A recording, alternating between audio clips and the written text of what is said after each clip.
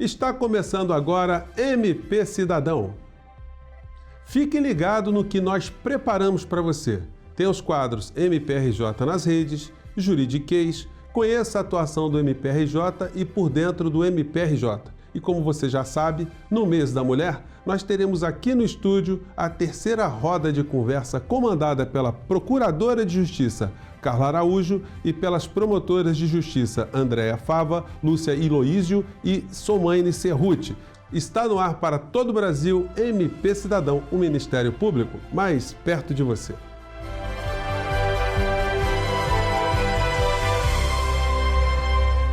No mês da mulher, o MPRJ homenageia suas mulheres inspiradoras. Acompanhe.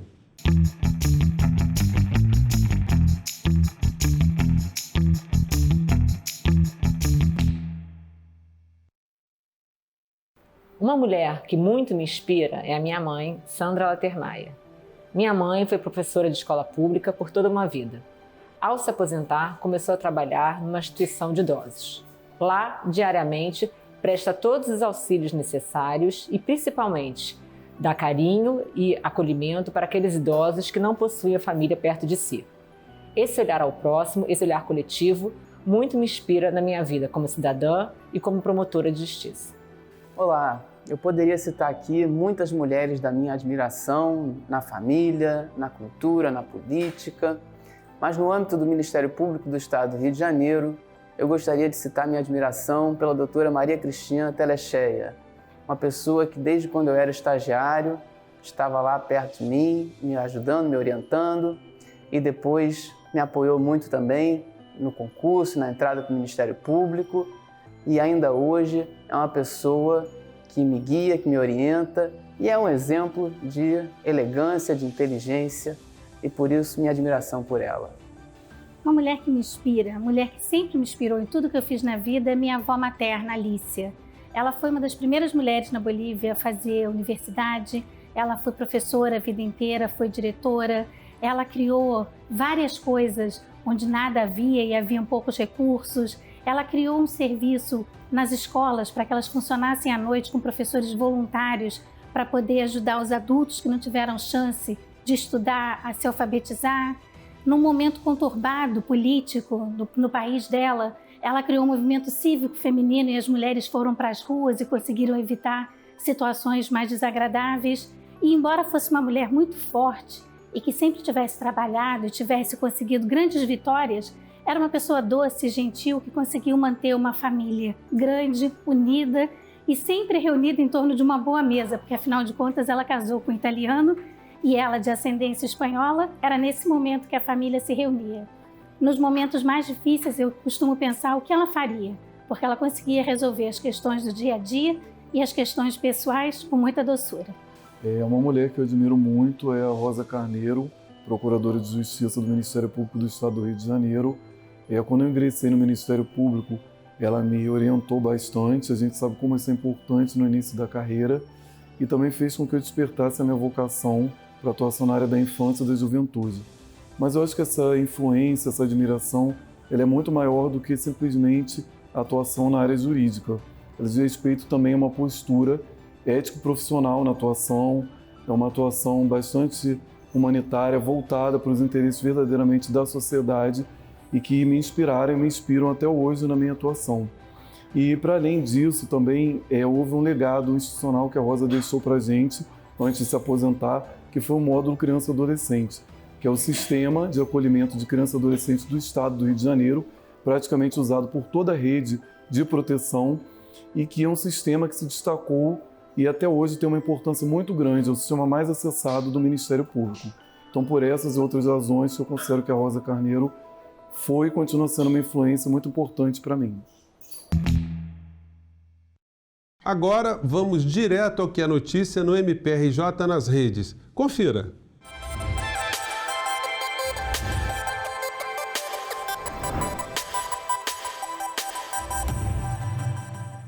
De olho no que acontece no mundo, o MPRJ lançou uma campanha ressaltando a importância da prevenção do coronavírus. São posts que informam o cidadão sobre cuidados básicos de higiene para evitar a contaminação da doença. Entre eles, lavar sempre as mãos e proteger a boca e o nariz com lenço de papel ou cotovelo durante tosse ou espirro. Fique atento! Fique por dentro e não deixe de acompanhar as nossas redes. A promotora de justiça do MPRJ, Márcia Lustosa, que é coordenadora do CAL Saúde, falou sobre a atuação da instituição no combate ao coronavírus.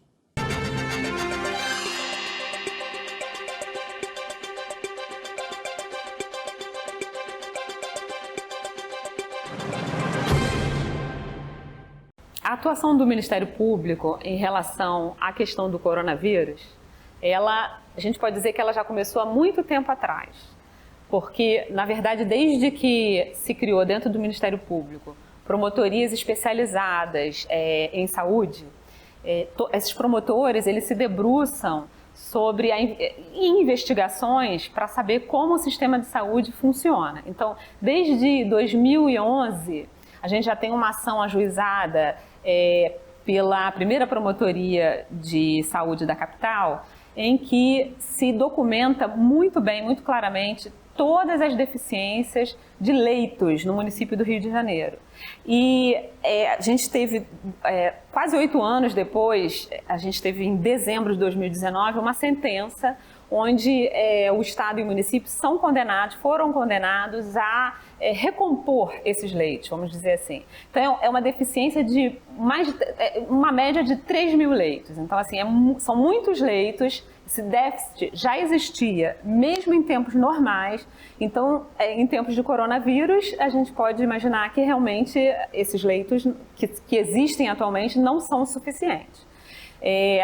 A Secretaria de Estado de Saúde publicou um plano de emergência com relação ao coronavírus.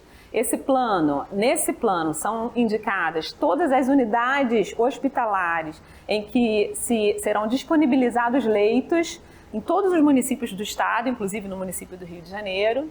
E os promotores de saúde da capital e do estado todo têm acesso a esse plano, receberam e estão cobrando das autoridades a adequação do que está no papel à realidade. Então, muitos promotores já vêm instaurando seus inquéritos e iniciaram suas investigações para pressionar as autoridades, para atuar junto a elas, para que esse plano não fique só no papel. Então, assim, nesse momento de crise, né, sem precedente, nunca vivenciamos isso, os promotores da saúde, especialmente, estão debruçados sobre esse tema. Há anos que o MPRJ tem trabalhado visando um aumento no número de leitos aqui nos hospitais do estado do Rio de Janeiro. E esse trabalho vem ganhando cada vez mais importância em tempos de coronavírus. Eu quero mandar um agradecimento especial ao pessoal do CAL Saúde, em particular a doutora Márcia Lustosa. Agora nós vamos fazer um rápido intervalo e na volta a gente continua com a nossa terceira roda de conversa com as integrantes do CAL Criminal do MPRJ. A gente volta já já.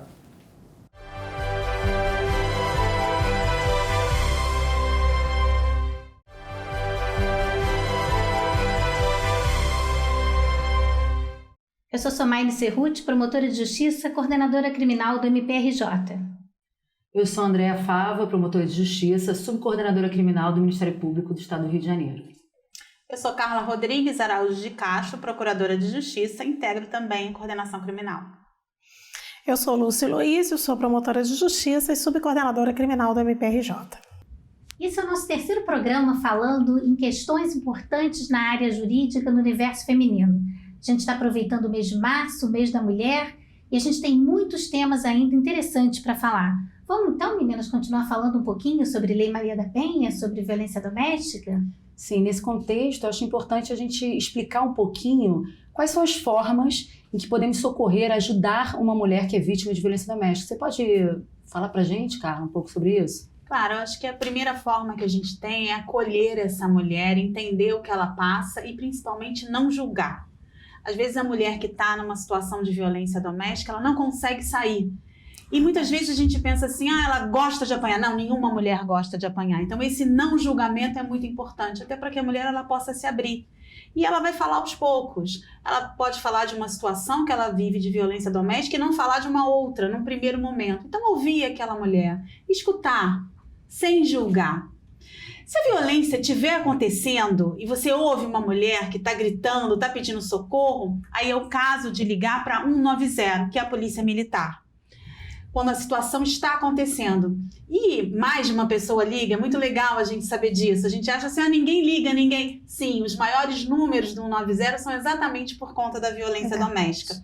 Então, se você ouvir alguma mulher pedindo socorro, ligue 190.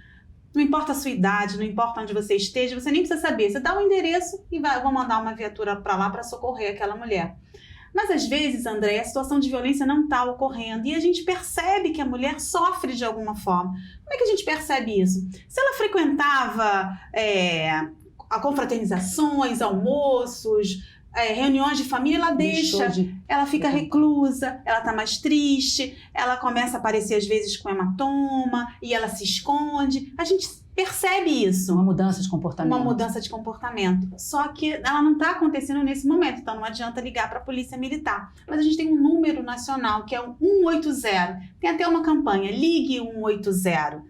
E lá nesse 180, que é um número nacional, as pessoas que ligam são atendidas por mulheres capacitadas para isso, para poder indicar aonde procurar, se tem uma delegacia especializada, se tem um centro de apoio, para que aquela mulher possa ser esclarecida. Então a gente tem dois números, o 190 se a violência está ocorrendo, o 180 se a mulher quer se informar. E fora isso a gente tem os centros de apoio, é só procurar dentro da sua cidade, onde você pode encontrar informação e conhecimento. Conhecimento está nas redes sociais, em livros, em revistas. Dizer para aquela mulher, olha, isso é violência psicológica, isso é violência sexual. Você não precisa ser constrangida, você não precisa ser humilhada, você não precisa aturar isso. Isso não é normal, isso não é saudável. E com conhecimento, ela vai se preparando aos poucos, no momento dela, para que ela possa, enfim, tomar o primeiro passo. Isso tudo que você falou, Carla, eu achei muito interessante o fato de que a gente tem que olhar mais para o nosso círculo de amizades, o nosso círculo familiar. É uma questão de se importar com o que está acontecendo, porque em regra todo mundo sempre soube que essas coisas aconteciam, mas havia aquela história de que em briga de marido e mulher ninguém mete a colher. Mas agora mete sim, né? Isso é muito interessante, é uma mudança de postura para a sociedade inteira, né? E a violência doméstica está em todos os lugares, né? No rico, no pobre, com instrução, indistintamente qualquer classe social. Lugares, doutores, acontece isso. E é muito importante também lembrar, quando a pessoa ligar, por exemplo, para o 180, para falar de um caso específico, procurar detalhar o máximo possível onde aquelas pessoas podem ser encontradas, se souberem o nome completo, colocar o nome completo, para que quando isso chegue nos órgãos de apuração, a gente consiga também desenvolver algum trabalho de investigação. E lembrando do 180, a gente não pode esquecer que no âmbito do Ministério Público nós temos também o nosso canal da ouvidoria, através do número 127 ou pelo site do MPRJ na internet, há um link específico da ouvidoria. E ali denúncias, notícias podem ser feitas diretamente ao Ministério Público do Estado do Rio de Janeiro. Lúcia, e a possibilidade de abrigamento? Pois é, esse é um detalhe importante que poucas mulheres conhecem. A Lei Maria da Penha prevê a possibilidade de um abrigamento para as mulheres em situação de violência doméstica. São abrigos considerados sigilosos. E nesses abrigos, as mulheres podem, inclusive, levar os seus filhos consigo. Essa é uma informação que pouca gente tem e que justamente quem faz o encaminhamento da mulher para esse abrigo, nos casos que ela corre efetivo risco de ser assassinada, são justamente os centros especializados de atendimento à mulher. Lembrando que fora desse horário de atendimento tem o plantão judiciário. Sim, sem dúvida. Aqui no nosso estado nós temos uma central de abrigamento que funciona dentro do plantão judiciário. 24 horas por dia, todos os dias da semana, não é isso, Lúcia? Exatamente, perfeito. Então, se formos de madrugada, finais de semana, feriados, lembra, o centro especializado está fechado, mas há a possibilidade de abrigamento por meio do plantão judiciário junto à Sejuveda. Para chegar nisso tudo, fala um pouquinho também do ciclo da violência, porque para chegar nisso tudo tem que quebrar isso. Fala do ciclo para gente. Pois é, uma relação abusiva, ela não vai ser sempre abusiva, ela vai ter momentos também de prazer, de boa convivência. E essa a situação que traz uma maior dificuldade para as mulheres de saírem dessas relações abusivas, porque os momentos bons muitas vezes vão apagar situações de violência. E isso vai dificultar que a mulher perceba que ela está numa relação abusiva. Só que os abusos, eles ocorrem, via de regra, de forma crescente. E isso é que a mulher deve ter atenção. Não se deixar iludir pelos bons momentos daquela relação abusiva, mas perceber que seus direitos estão sendo violados, perceber que ela, de alguma forma, tem os seus direitos tolhidos, cerceados, limitados e muitas vezes com empregos de uma violência real. E depois que perdoa aquela, na próxima briga vai a tendência de ser um pouco mais gravoso. Ninguém sai do felizes para sempre para um feminicídio. Então se estabelece um ciclo de violência tal, uma forma cíclica, né? E que de tempos em tempos a violência real ela vai acontecendo, vai se agravando ao longo do tempo, que pode resultar numa situação de feminicídio. Então, toda atenção, todo cuidado é sempre pouco, porque precisamos ser livres em nossos direitos, em nossas ações, né? E não devemos admitir nenhum tipo de cerceamento. Espero que vocês tenham gostado desse programa. A gente vai para o intervalo, mas na próxima semana a gente vai encerrar o nosso ciclo aqui falando de temas importantes na área do direito dentro desse universo feminino. Aguardamos vocês.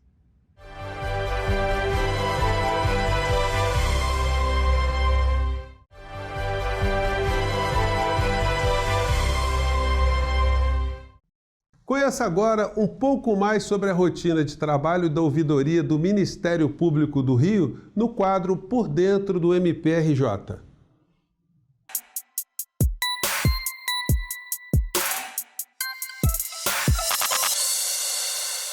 As batidas nas teclas do computador comprovam que são constantes os chamados no call center da ouvidoria do Ministério Público do Estado do Rio de Janeiro.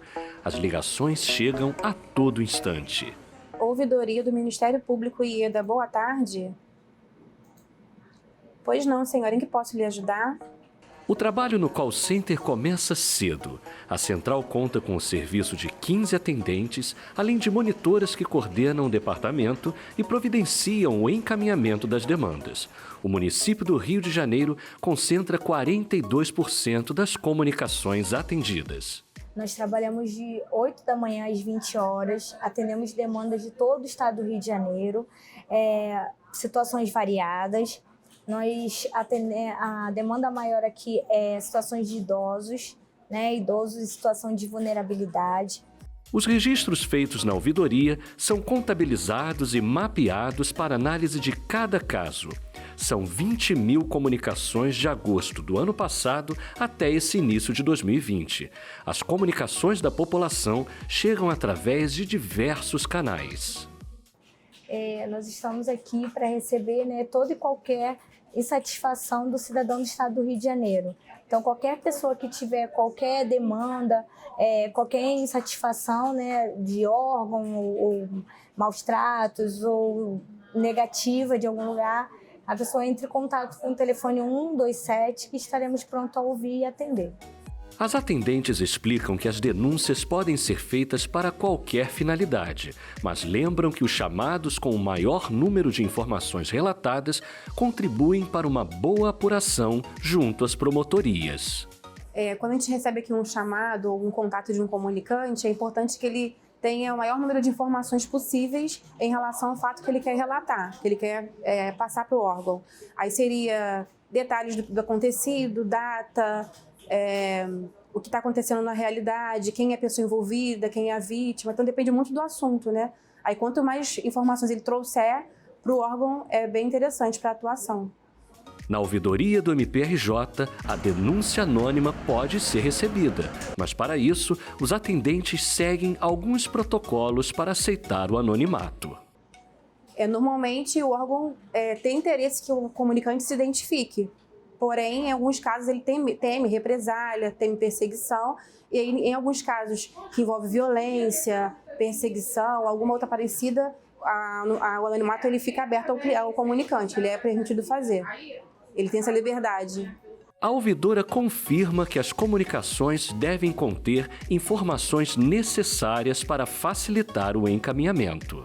O cidadão ele pode, entrando, falando no call center, ouvindo ao Ministério Público para ser atendido, ou entrando na página do Ministério Público, no Faça Aqui a Sua Manifestação, no ícone ouvidoria, ele pode fazer. Ele entrando nesse local, ele já vai ver que ele tem algumas formas de se manifestar com a instituição. Quais sejam? Ele pode fazer uma denúncia, tá? Então ele vai denunciar um fato que ele considera que não está de acordo com a lei. Vamos falar uma linguagem bem ampla. É um fato típico, antijurídico e culpável, mas para o cidadão não é assim que se fala. É um fato que não atende à lei, na visão dele. Então ele deve nos dizer o que ocorreu, quando ocorreu, como os fatos ocorreram, se há testemunhas do quem é o autor do fato e quem é a vítima daquela denúncia, que vai figurar naquela denúncia que ele está encaminhando. E aí, esse registro, essa notícia, vai ser registrada como uma denúncia. Ele também pode fazer uma reclamação. Se é um serviço público que não está funcionando, se é o andamento de processo que não está tendo a demanda que ele entende boa, se é um serviço público que não está sendo prestado corretamente, se é alguma empresa, se é uma pessoa jurídica que está cometendo alguma prática que afeta o consumidor, ele faz o quê? Ele faz uma reclamação daquele serviço. E na reclamação ele também tem que esclarecer o que aconteceu, como aquele serviço foi contratado, como ele foi prestado, qual a falha do serviço e quando isso ocorreu. E quem deveria prestar. Ele também pode fazer um elogio a um serviço, porque nós recebemos poucos, mas recebemos. Tá? E geralmente é do atendimento presencial que vem o elogio. E aí, nesse caso, é obrigatório a identificação. É hora do juridiquês. Aqui os termos jurídicos complicados são traduzidos de maneira simples e didática.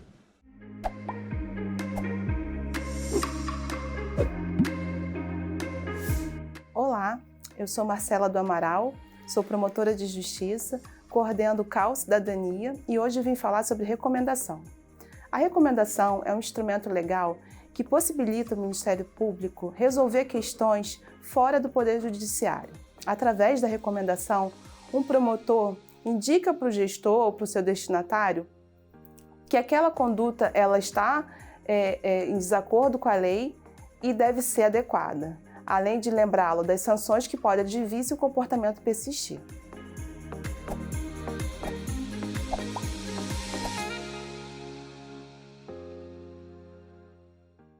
O MP Cidadão de hoje fica por aqui. Fique atento aos horários das reprises aqui na TV Justiça, se inscreva no nosso canal no YouTube, ative as notificações, siga as nossas páginas e fique por dentro de tudo que rola nas nossas redes sociais. Participe, sua opinião é fundamental para a gente. E nós nos encontramos na próxima semana. Um forte abraço e até lá!